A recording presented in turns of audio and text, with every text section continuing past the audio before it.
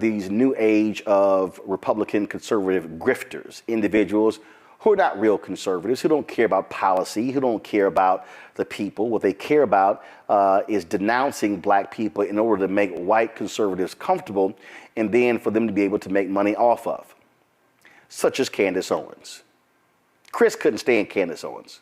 We often talked about her and talked about how awful she was and how she was frankly illiterate to the issues and doesn't really give a damn about black folks. Now, she's recently, of course, you know, she got fired from the Daily Wire. She claimed parting of ways. No, you got fired.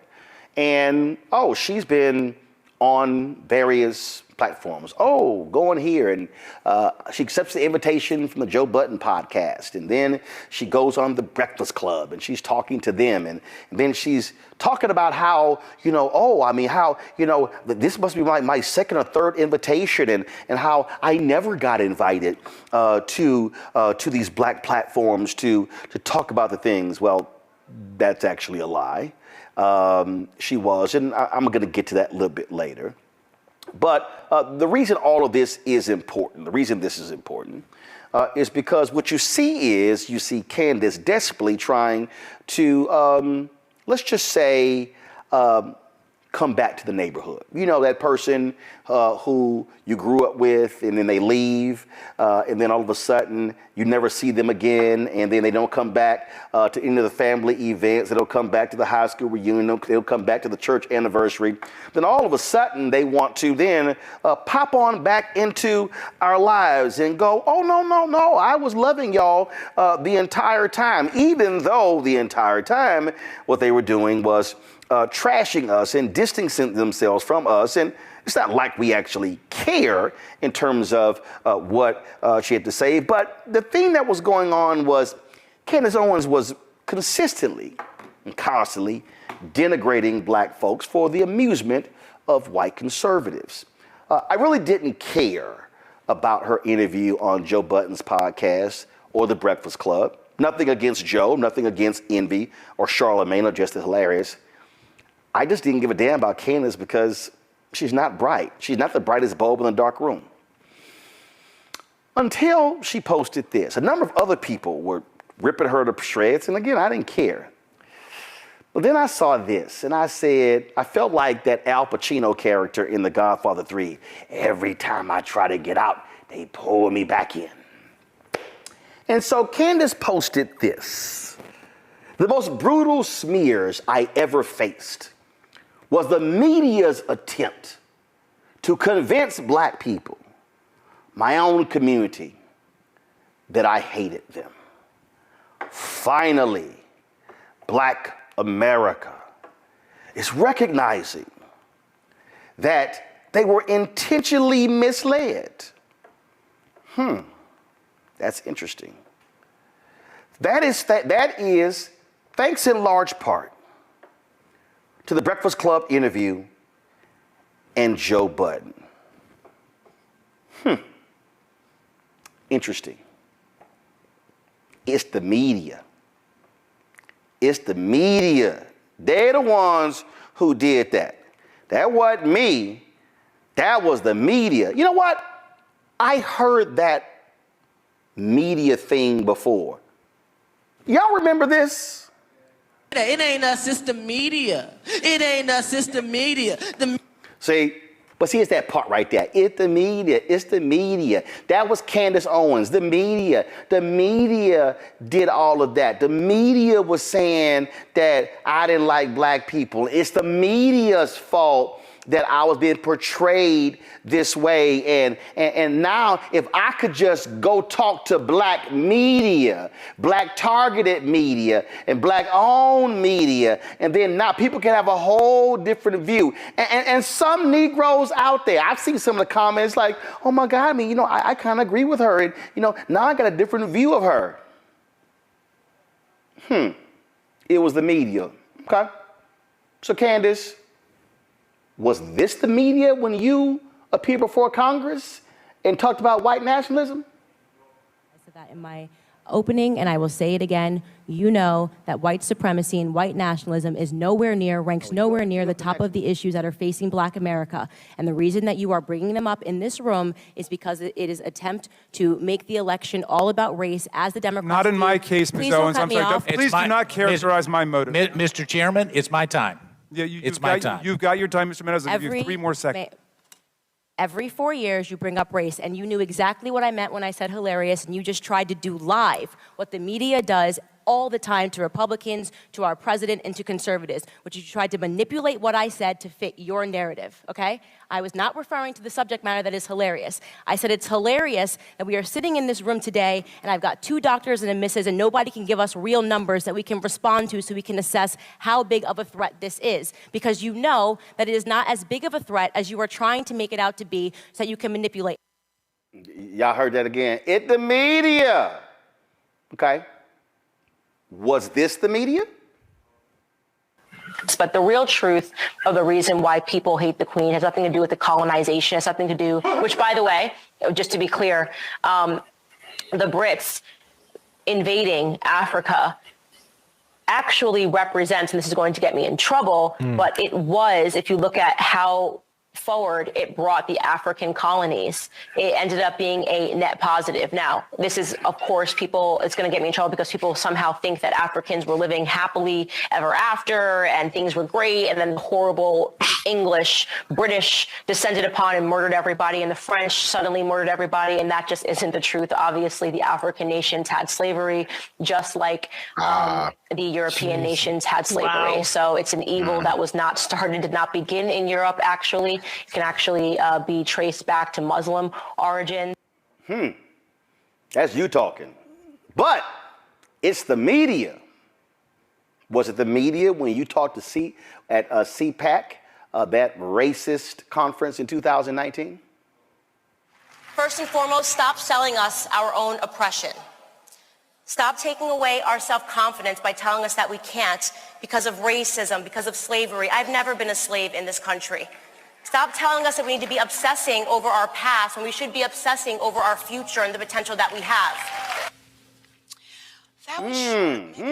That was Candace talking at CPAC. That's right. That was her.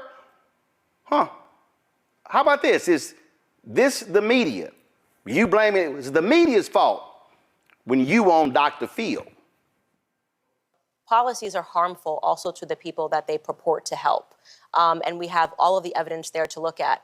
When you artificially place a Black American into a school in which they do not belong based on their knowledge, doesn't mean that they go on to get A's. In fact, there was a Black adjunct professor, you guys have definitely heard of him, Dr. Thomas Sowell, who was teaching at Cornell University, and he found that the majority of the Black American students that were there were on academic probation. Now, these students were some of the smartest in the nation, but because they were artificially placed amongst their peers at Cornell University, they were failing on academic probation. These policies have never helped Black Americans. It's just basically policies that are put in place to make people feel good, right? I feel like I'm doing something when in fact I'm actually creating harm. You either know the answers or you don't. That coming from a college dropout. More of her on Dr. Phil. They're only here for the financial aid. I'm giving you actual facts. No, right? I'm giving you actual facts based upon extensive say, well, maybe they research just that's don't been feel done. good. But that's not the case. I mean, I went to university. I did not feel good, right? I didn't pull the best grades in high school, probably got into a better university than I should have gotten into based on my performance in high school. It wasn't because of my feelings. It's because I wasn't focused on it. And that, we're talking about a cultural problem, what's going on back at home, as was in my circumstance. And none of that is because of institutionalized policy. It almost seems like you guys refuse to accept that, Black students aren't performing well. You feel like you have to have this burden of responsibility when, in fact, if you actually wanted to help, you would look at the facts, re-examine the fact that it's not helping anybody, it's not helping Black Americans to artificially place them into universities, and you'd make effective change. But you're making the assumption that Black students are academically inferior, and they're not. No, they're you some of are our most actually. brilliant That's students that we the have. basic. No. That you are making the assumption that they are inferior. You just said that they don't belong there. Policies. I'm talking about the students that are based on the policies that you are defending right now, saying that we should have these policies that let them into these universities, not based on their skill set, but based on the color of their skin. So you are assuming that they are inferior. Again, she blames the media. It's the media's fault of all the things that I've said about black people that's actually pissed off black people and that's caused white conservatives to be her biggest cheerleaders. Next. Socialist, you know that. And you know that our community, after the first 100 years, doctor, come on. The 100 years after slavery, the black community was doing better. We were going up, up, up. Then suddenly they socialized our community via welfare policies, and the black community started going down, down, down. And you're sitting here supporting a candidate that is advocating for making that on a larger scale. He's saying, we're not just going to do it to the black community, we're going to do it to every community in America. Well, you know his policies do not work. Again, it's all the media, the media. Here's Candace on the media. Fox News again. Well, I think it drew attention for a lot of reasons. I think in many ways people on the right felt vindicated. And I know that there were a lot of moderate people that came over and realized that what I was talking about were actually real issues in black America. I touched upon the illiteracy rates. 75% of black boys in California not being able to read is a problem in black America. White nationalism, when black on black crime, 90.1% of all homicides against black Americans are performed by other black Americans. The entire hearing, in my opinion, was a hoax. The continued hoax on black America, which comes to us from Democrats who want us ultimately to fail by focusing on something that is not harming us when you look at all of the other issues that we are facing. Oh, it's the media. That's why black folks were ticked off at me. So when you sat down 4 years ago with the folks at Mike, that's the media, right? You often talk a lot about how liberals are quick to cry racism or oppression. How do you define racism? Or what's an example of something you find racist? That's a big question. I think Jim Crow laws were racist. That was racist. And in the modern context? In the modern context, I can't think of a policy that is racist. But if somebody walks into this room right now and calls me the N-word, that's a racist term. In modern times, I can't think of a policy that is racist.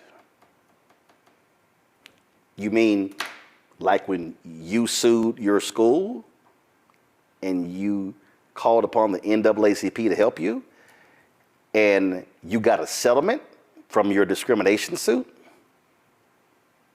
Is that modern enough? Please continue. You pride yourself on being a free thinker. Correct. What's an area where you break from or differ from President Trump? Where are you a free thinker as it pertains to his agenda? There are tons of things that I've disagreed with President Trump on. I thought that he responded too quickly to Syria. What are some others? You can give me some policies and I can tell you. Anything yes or no. specifically on the areas that you speak Black a lot America, about, which no. is about race, about Black Americans, no. about social policy, No, social issues? I'm fully on board with him, and that's why I go around and I speak positively about him. And I want people to understand that we should be trying something different, and Trump is offering something different. I'm fully on board with everything Donald Trump has said or done about black people, including Charlottesville, including calling African nations shithole countries, including the denigration on a consistent basis of black women, even black women who worked for him like Omarosa, the constant and the vicious attacks on black female reporters at the White House, the vicious attacks on black women in Congress. So you agree with all of that, right, Candace? But it's the media. They're the reason why. Next. Right, in many ways, she is a victim of the culture, and I've said this over and over again ad nauseum, which is just that victimhood has become almost a mental plague upon black America in particular, because that word racism is being so overused that society is becoming desensitized to it, and we actually can't even recognize it when it actually exists. We think everything is racist. Things that used to be normal conflicts between human beings, getting cut off while you're driving, having a bad correspondence in a grocery store, you should just brush it off off, shrug it off, and move on with your day. Now people are crying and making videos and pleading on Facebook to say, look what I experienced today. I mean, it's sad for her, but I think it also says, as you mentioned earlier, it's something bigger that's happening in culture that needs to be addressed before it goes too far. Brush it off, shrug it off. Black people have the cops called on them because they're barbecuing in the park. Black people get accosted by Karens just trying to deliver packages. A little black girl just selling lemonade gets accosted. Black man who's in the street, car is barely in the walkway, gets viciously attacked, saying she's going to call the cops. Candace says, those things are not racist. Just brush it off. Shrug it off. Next. But I ask a question. Can you insult a black person? Can you insult a black person without being a racist? That's just a question I think the minute that he went with lazy, he was using... Are you saying black people are lazy? No, but that's Why a does the common word racist lazy trope. make you think That is a about... common racist No, it is trope. not. I've never been called lazy my entire life. So the question is, why does the word lazy make... No, I'm asking you a question. I asked you a question. You said that lazy makes you think of black people. That's what you're saying. That is a common racist trope. So that's within you, not within him. That is not a common racist trope towards black people. And it's incredible that you're defending a man who looks at a pregnant woman I think he's a jerk. No. I think he's an absolute jerk. That is so disgusting. You're trying to be insulting because you're trying to move the ball because you just accidentally called black people lazy. That's what really happened. I know what you were... This is a typical racist trope. Okay? It's not a racist trope. Lazy is a word that means that you're not doing all the time. We got to stop. Interesting. Go to my, first of all, here's what Candace Owens had to say about Ahmaud Arbery. Ahmaud Arbery was caught on camera breaking into an unfinished property that was owned by Larry English. His mother has confirmed it is him in the video. Please stop with the just a jogger bullshit narrative. Avid joggers don't wear khaki shorts and stop to break into homes. Black man gunned down by racist in Georgia. Those racists were actually convicted of that, but she sides with the racists. Here's her criticizing LeBron James when he spoke on the issue. Lastly, to King James, who will never be what Kobe and Jordan were off the court because he lacks intellect. That's interesting considering he owns numerous businesses and actually, anyway. Bro, you have multiple homes, white personal chefs, gardeners, and housekeepers. If that's an example of literally being hunted by white people, then sign me up ASAP. That's what she said. Yep. Oh, she added. Black America when 9-year-old Tyshawn Lee is lured from a basketball court down an alleyway and shot dead by a black gang member, crickets, which is a lie. Black America when a repeat burglar is shot dead after breaking into a home, racism, injustice, protest. Our culture is a joke. No, actually, the joke's on you, Candace. But I just want y'all to understand. See, I'm putting it in perspective because these are all things that Candace Owens has said, either on television or on social media about black people. But she wants us to now, excuse all those things because, hey, it was the media. They did those things. That wasn't me. It's the media that actually kept me from my people. It's the media that framed this and made it seem like I didn't like black people. It's the media who wasn't telling the truth about those things. It's the media, huh? Y'all know that. It's always the media. Here's Candace Owens in her own words regarding Juneteenth. Juneteenth is so lame. Democrats really need to stop trying to repackage segregation. I'll be celebrating July 4th and July 4th only. I'm American. I'm a Texan. Juneteenth is the creation of black people. Freed slaves of African descent. They're the ones who created Juneteenth. For those of us in Texas, we understand Juneteenth. We understand what Juneteenth means. We understand the importance of Juneteenth. We understand that Juneteenth was about freedom. But you know, your Candace Owens of the world, she also called Juneteenth ghetto. That's what she said. But she wants us now to excuse all these things that she has said. It's the media.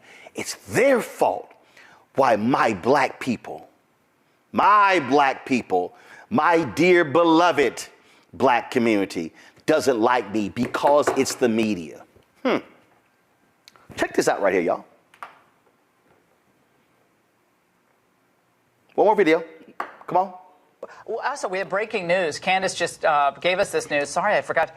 You were blocked tonight. Speaking of, maybe AOC thought you disrespected her. You disrespected AOC? Yes, I got blocked. How do you dare do that? You can't really do sad. that. Yes, I mean, I called her an intellectual coward because she says a lot of things and she throws a lot of insults, and yet she will not debate anybody. She doesn't want to debate people on the opposite side of the aisle. And I think that if you actually believe what you believe, you would be happy to sit down and have a discussion and a dialogue with somebody to get to the core of whose ideas are better. And I don't believe that she believes anything that she says beyond getting clicks and getting retweets. I believe she believes. I disagree. I think she believes. I don't, because why not just show up and have a debate? Well, maybe why she's not debate someone? I find that last one right there to be very interesting, because she said, why not show up to debate? Now, she was expressing her viewpoints because AOC blocked her, and she was, how dare she? Why not debate? Why block somebody who disagrees with you? I find that to be really interesting. Really interesting. Guess who has blocked me on Twitter? Candace Owens. So you're complaining about AOC blocking you, and you're saying, oh, why not have a debate? And why run from it? But that's what you do. Well, let me tell y'all something that went down.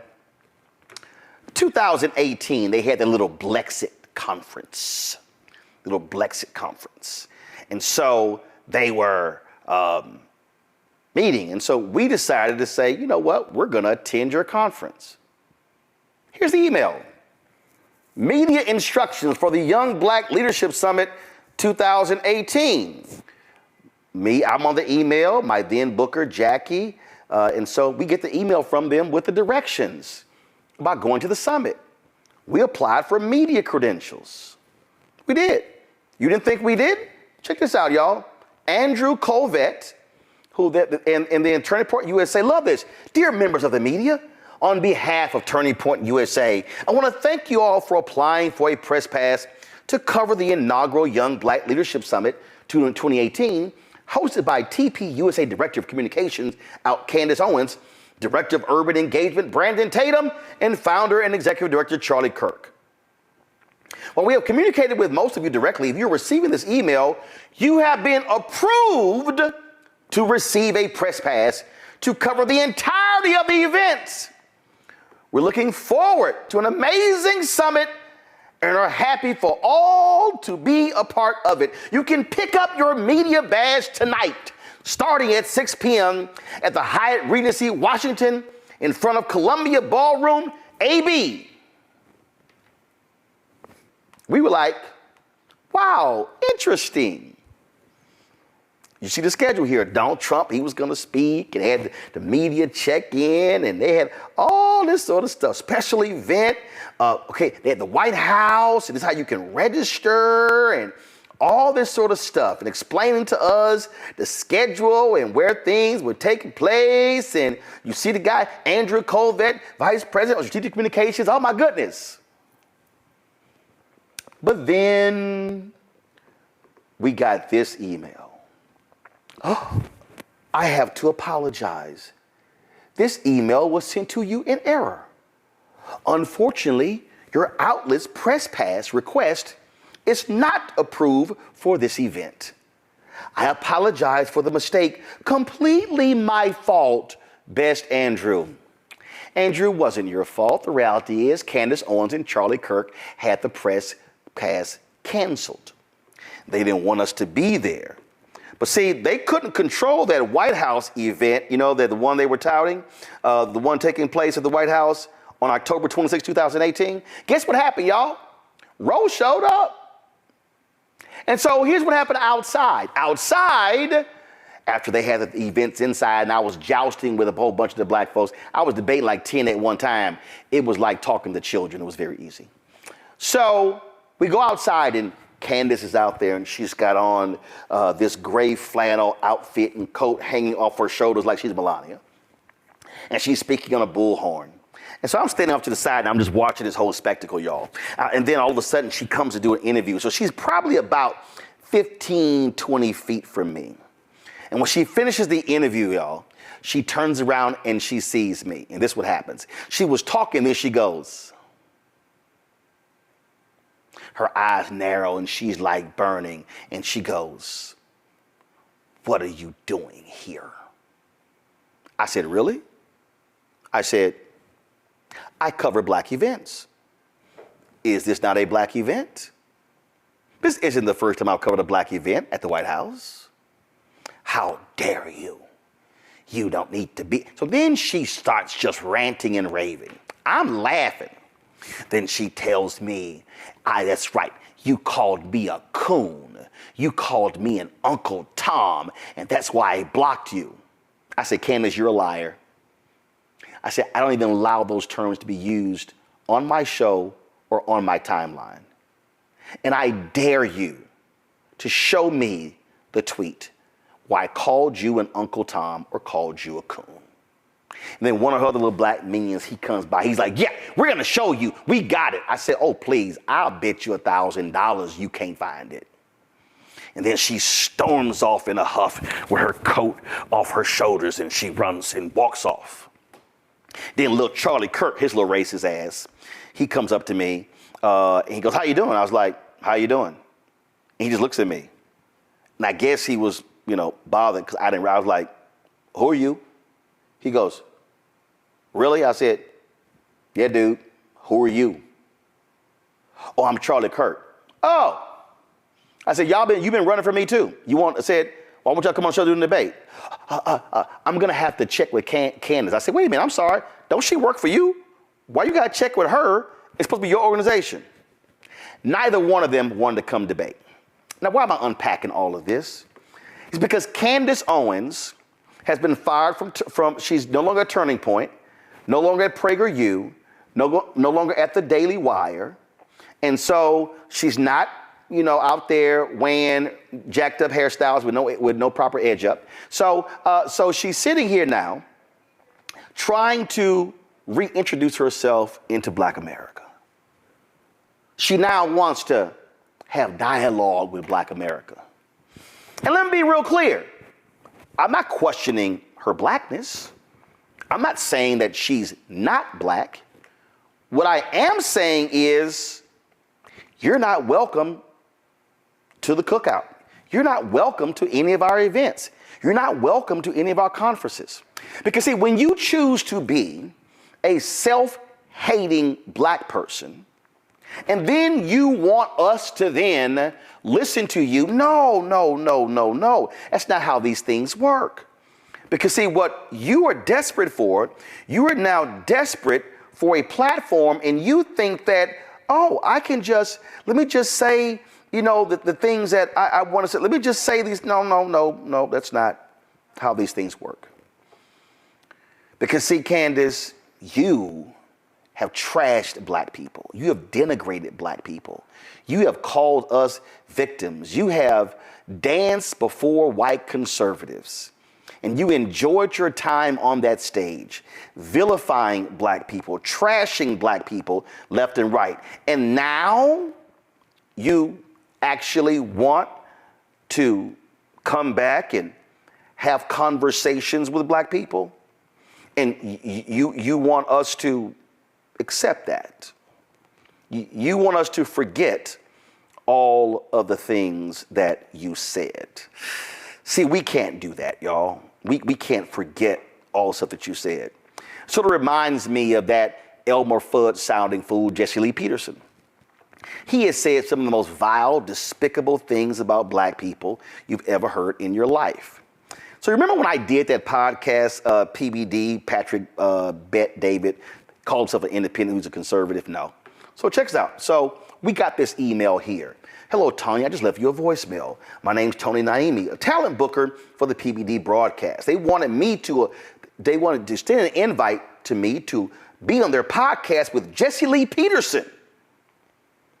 As you know from Roland's previous appearance on the show, PDB is a fair and balanced host who respects his guests' views and missions. He ain't fair and balanced, especially if you saw my post where he couldn't even, the first time I was on there. Please let me know what we can do to get this arranged. I look forward to your reply. Oh, I replied. Because see, normally, when you have these, these things, people just sort of say, no, I'll pass. I couldn't do that. I said this, Tanya passed on your email to me. Let me be blunt as possible.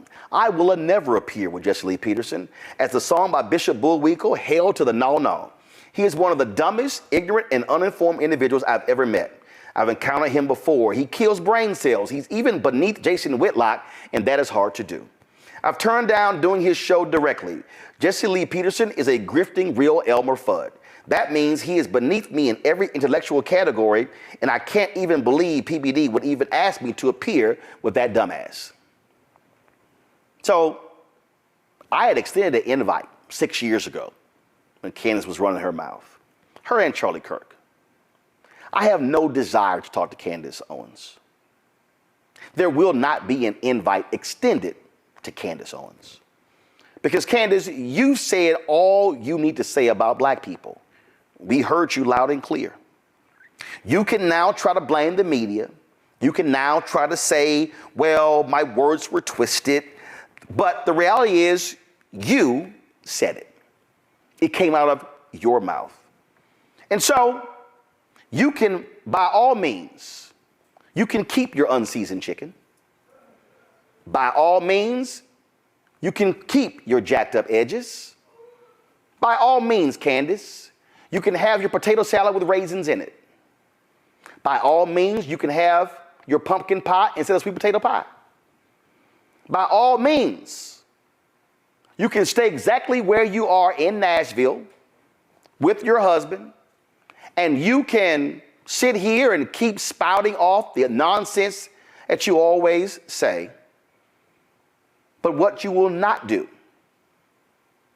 is come on this show and show your face and bring your weak, tired, incoherent, nonsensical, trifling comments that have dismissed, denigrated, and degraded black people for the last several years. I hope you made a lot of money doing what you did. I hope that the show that you were engaged in was quite successful for you. But what will not happen is if you're going to come on here and use this show and use this audience as an effort to rehabilitate your trash image. Run along, Candace. You made it clear you didn't care for black people. You made it clear who you were comfortable with. So by all means, stay with them, because we have absolutely no use for you in our pursuit to end inequality and to fight for justice and for righteousness when it comes to people of African descent in this country. All skin folk ain't kinfolk, and you absolutely will be rejected at any cookout. Rebecca, you get to go first. I mean, Roland, you said it all. And here's the thing. The issue is, I don't care if white media told me to hate Candace, whatever. But the issue is, like you said, is that Candace hates herself. And that's my problem with Candace Owens. It's because she hated herself so much, she happily decided to be a minstrel.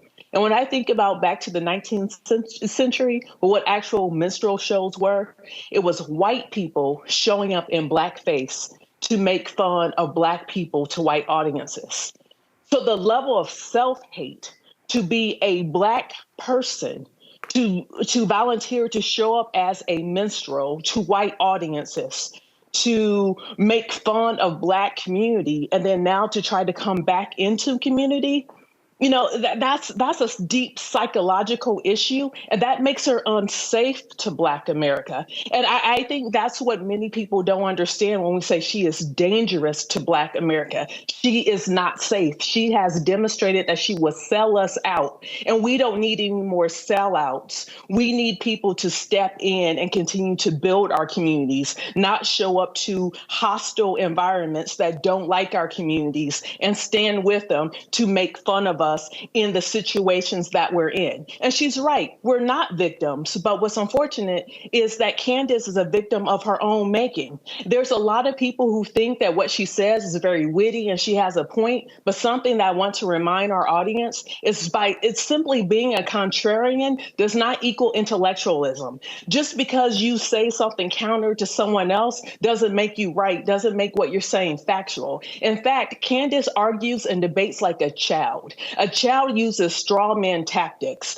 For example, if you tell your child, hey, it's time to go to bed, and your child turns around and says, I hate you. That's what a child does. And that's what Candace does. She's a one-trick pony when she's actually trying to debate issues because she does not have the intellectual depth. She does not have the historical knowledge. She does not have the fortitude to actually have real conversations about issues concerning and of the Black community in this country. Instead, she employs straw man tactics where she sets up a false or exaggerated argument, and then she tries to counter the false or exaggerated argument that she sets up. So she is not even honest when she's having debates. When you look at her constant framing, like that Fox News clip where she tried to tell that brother there, like, oh no, you tried to call Black people lazy. I have never been called lazy, when all of us know that the lazy trope has been a target towards Black folks by racist white people in this country by saying that we are lazy.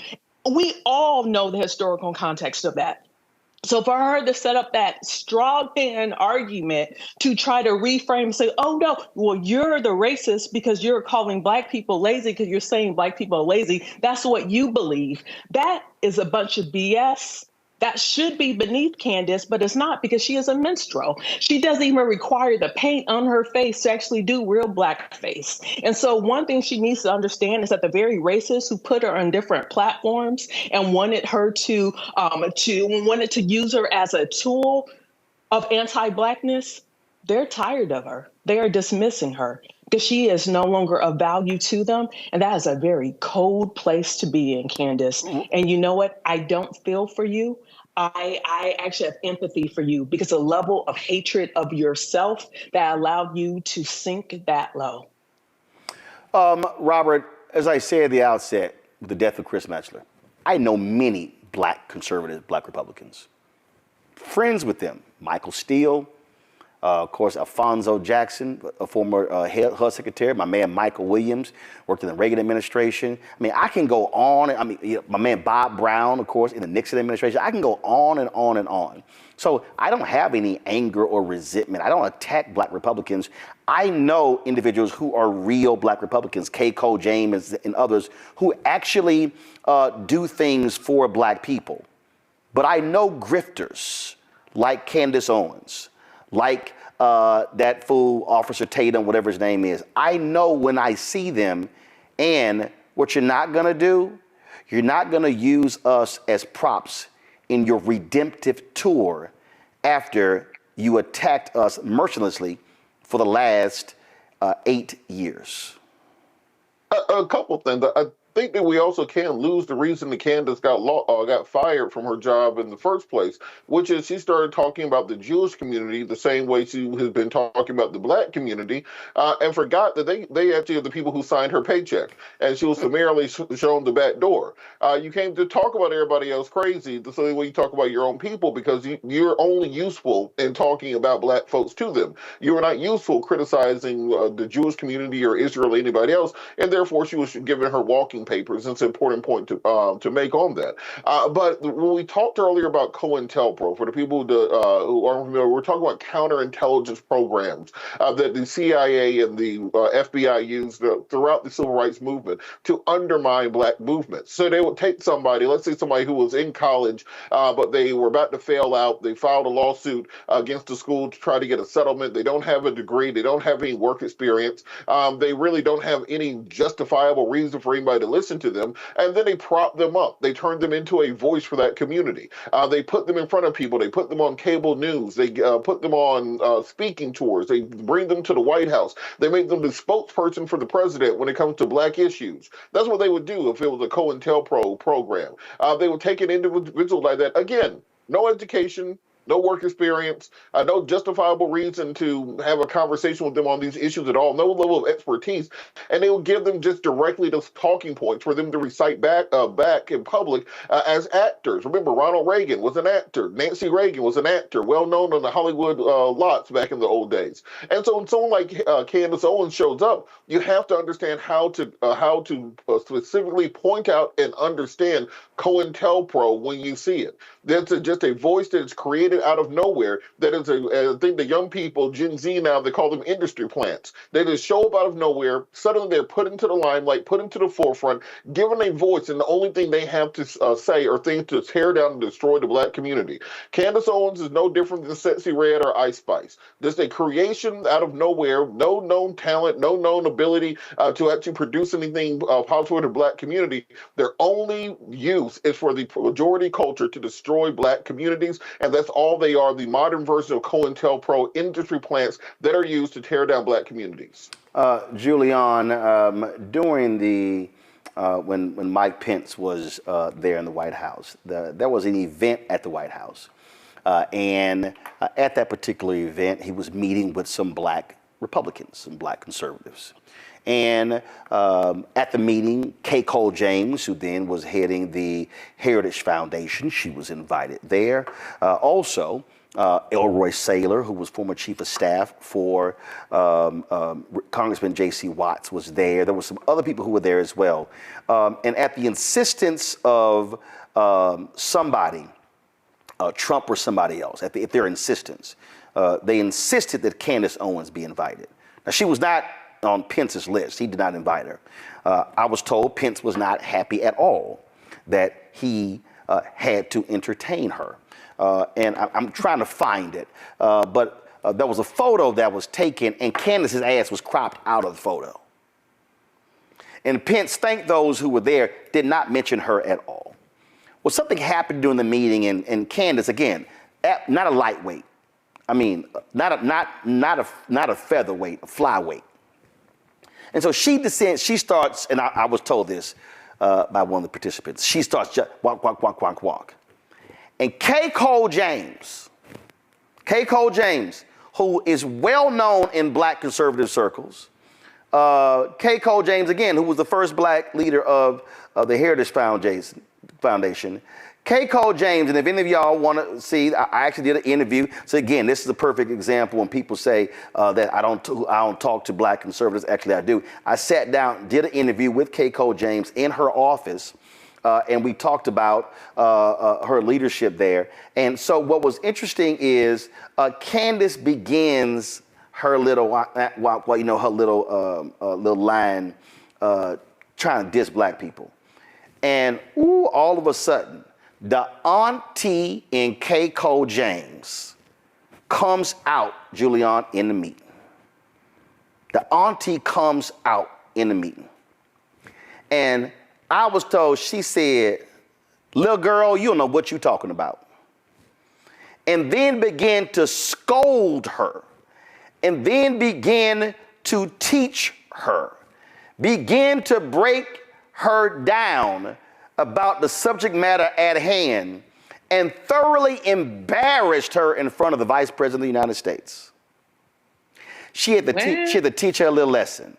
Because, see, even the black conservatives knew, look, girl, you ain't got no business being in this room because you have no credentials, no resume, no experience, no knowledge, no depth. Because truth is, Candace Owens is as deep as mustard on a hot dog. Julian. Well, you have impeccably laid out your case with the clips. Rebecca has impeccably talked about the menstrually that is part of what this woman's DNA is. I just, frankly, Roland, loving you in this program as I do, wonder why we would waste so much time on such a nitwit. Because that's what she is. She's a nitwit. She's a lightweight. She has no credentials, and she's a liar. I mean, beyond all that, she is a liar. I mean, we could completely debunk her if she's trying to have some comeback tour, but I don't know where she could come back to. Look at that.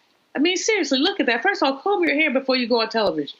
That's number one, part of the Black girl code. But it's more than that. I mean, she looks bad, but she talks bad. The particular clip that I was most incensed by is when she said we have made more progress after slavery than we have now. She ignores the entirety of the history that I'm researching now for my book about lynching, the lynching culture, the wealth gap, and reparations. She ignores the fact that we might have had more had there not been laws put into place to prevent us from accumulating, laws put into place to prevent us from going to school. The laws that have allowed our HBCUs to be underfunded for so long, laws deliberate. This is not like casual, it's not our fault racism. These are laws that were deliberately passed. The only two groups of people who were excluded from minimum wage laws were domestic workers, who was that, Black women, and farmers. Domestic workers excluded, which meant that white women could give you whatever as your pay. Take some food home, why don't you? Here's some old clothes. Ignoring all of that humiliating history, not to mention the economic lynchings that took place. Mm-hmm. When we accumulated, many were lynched. I think of the story of Isidore Duncan, wealthy Black man in Arkansas, had money in his pocket to go pay his workers. He was so wealthy, he had sharecroppers. They found his body chained to a tree and lit on fire. Found him 3 days later. And there's stories like this. You hear me all the time. I can tell these stories. Ida B. Wells' three friends started a store to compete with a white man. They were lynched. Economic lynching. This girl has no knowledge. She dropped out of college, but one would think she dropped out of high school, which, by the way, she earned $37,000 for suing her high school district because she received racist phone calls. But there's no racism, girl. Please. Well, what do they say? Bye, Felicia, something like that. And that just disappear. Candace, the friendly ghost, go away. So again, if any others out there, y'all in Black-owned, Black-targeted media, y'all gonna have all the conversations you want. But she will not be darkening this doorway and walking into this Black-owned media studio, because I don't have time to talk to flyweights. Fanbase is pioneering a new era of social media and investment. This next generation social app has already raised $10 million and has just opened a new round to invest. For details on how to invest, visit startengine.com/fanbase or scan the QR code.